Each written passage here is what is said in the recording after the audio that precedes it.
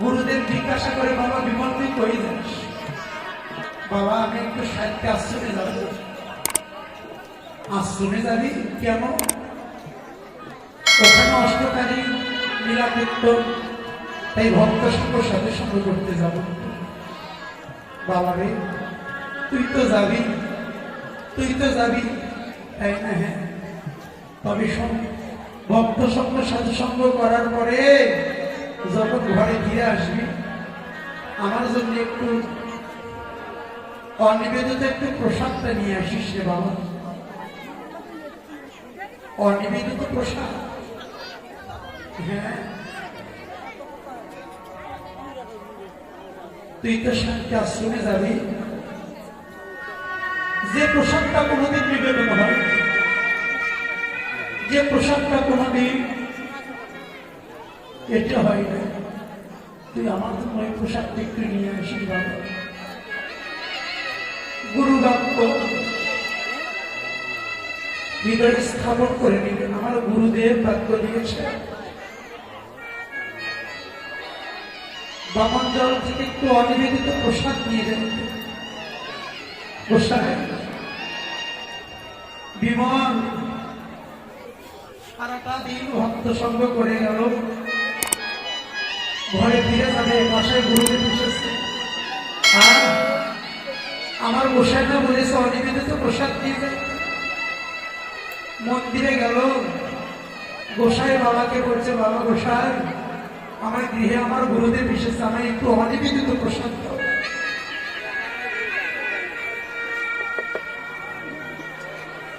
বিমলের হাতে অনিবেদিত প্রসাদ তুলে দিল।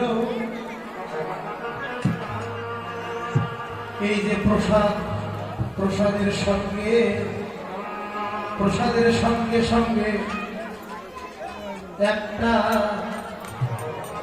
দেখেন তুলসীর পত্র। ব্যবসায় এই ভক্ত নিবেদন হয়েছে, এটা তো অনিবেদিত প্রসাদ নয়। আমি ভোগের উপরে দেখি তুলসীর পত্র, আমায় এমন একটা প্রসাদ দাও যে প্রসাদটা তুলসীর পত্র দিয়ে নিবেদন হয় নাই। প্রসাদের সঙ্গে তুলসীর পত্র এটা হলো না, রেখে দিল। ওই পাশে খিচুড়ি বিতরণ চলছে, আমার গুরুদেব একটু প্রসাদ চাইছে, একটু প্রসাদ দাও। বিমল লক্ষ্য করে দেখে মন্দিরের প্রসাদ ওই জায়গায় প্রসাদের সঙ্গে মিশ করেছে, ওটাও নিবেদন হয়েছে। দুই জায়গায় গেল, কোন জায়গায় পাইল না। এক পা দুপা করে বিমল আমার ঘরে ফিরে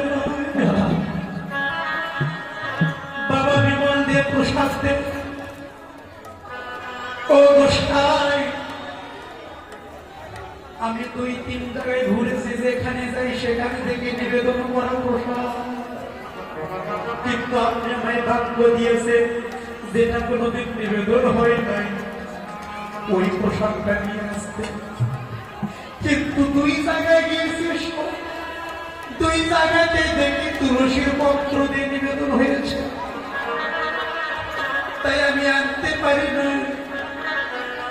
বিমলের গুরুদেব নয়ন জল ছেড়ে দিয়ে আকুল হয়ে কাঁদে রে। বাবা বিমল রে, এতদিন জানতাম তুই সালাম শিষ্য, কিন্তু এই জগতে তোর মতো বোকা শিষ্য আমি আগে কোনোদিন কোথাও দেখি। তুই নিবেদন করা প্রসাদ অনিবেদিত প্রসাদ পাইনি না, না বসাই পাই নাই।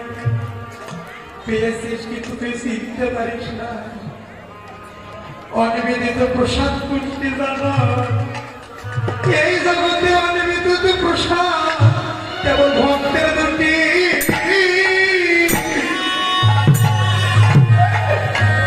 দুটি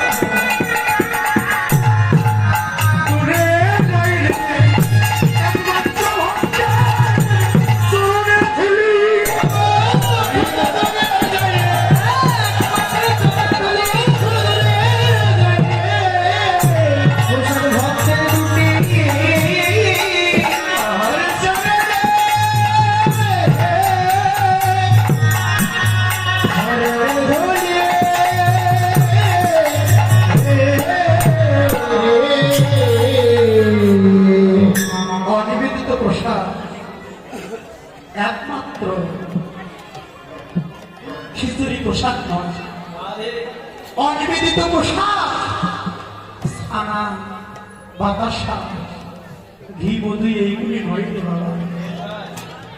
অনিবেদিত প্রসাদ হলো একমাত্র আমার শুদ্ধ ভক্তের চরণের ধূলি, যে ধূলি যে প্রসাদ গ্রহণ করিলে জীবের ভবক্ষুধাত জন্মের মতো নিবারণ হয়ে যায়, যে প্রসাদ গ্রহণ করিলে মায়াময় জগতের আর কোন ক্ষুধা জীবের থাকতে পারে না, সেই মহাপ্রসাদ একমাত্র আমার সাধুগুরু বৈষ্ণবের চরণের ধূলি। নিতাই গৌর হরিবল।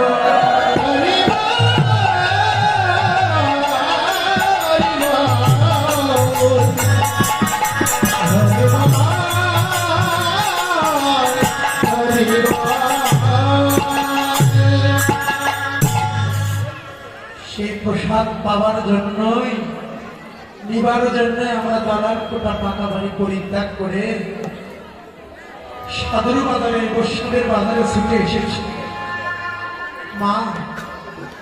তাই মহাজন ভক্তির কলম তুলে ধরে কি সুরধনী তীরে আজ গৌর কৃষ্ণ, কত সুন্দর কথা। সুরধনী তীরে আজ গৌর কৃষ্ণ কিশোর মানে ছোট বালক, অবুঝ, যে কিছু বোঝে তারই বলি আমরা কিশোর মানে ছোট। রাধে রাধে। সুরধনী তিনি আজ গৌরাঙ্গ কিশোর, সত্য চেতা দাপন।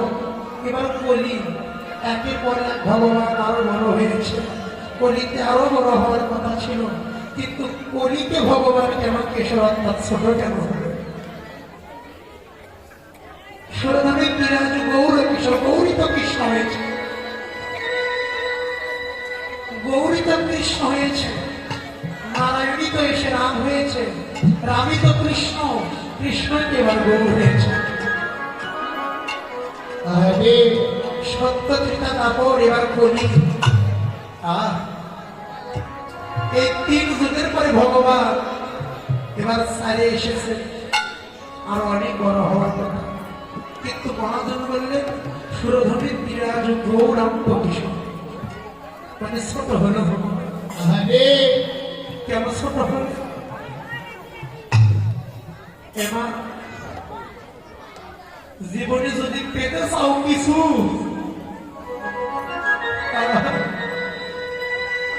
জীবনে যদি পেতে চাও, আপনারা যে কোনটা কিনা ভগবানই জানে।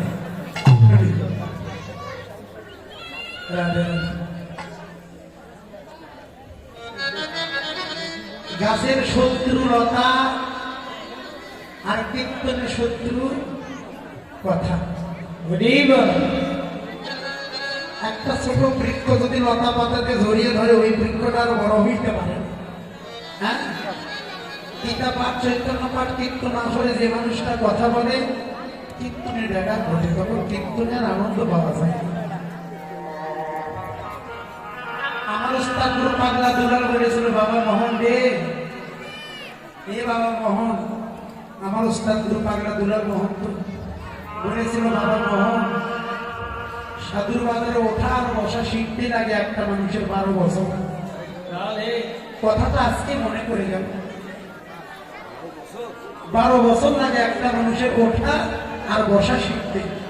আমার উস্তাদ গুরু বলেছিল, মা বাবা, বসে থাকলেও ভক্ত হওয়া যায় না, আবার ঘরের মধ্যে বসে থাকলেই ভক্ত হওয়া যায়। কীর্তনে গেলেও ভক্ত হওয়া যায় না মা, আবার ঘরের কোনায় বসে থাকলেও ভক্ত হওয়া যায়। কথাটার মতো অনেক দিন। আমি আপনাদের সন্তানের নেই, আপনাদের চরণে আমার মস্তকটা রেখে দিচ্ছি।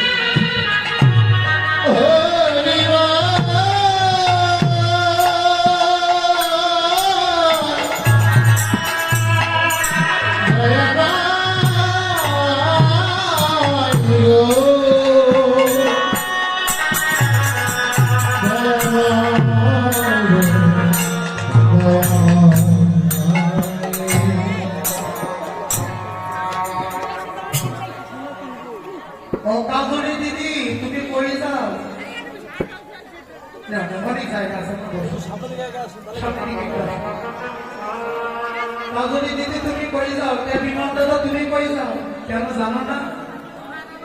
বামন দল শান্তি আশ্রমে তুমি নিমন্ত্রণ পাও নাই?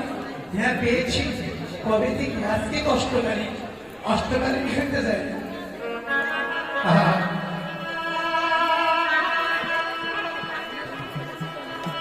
আরে জিজ্ঞাসা করে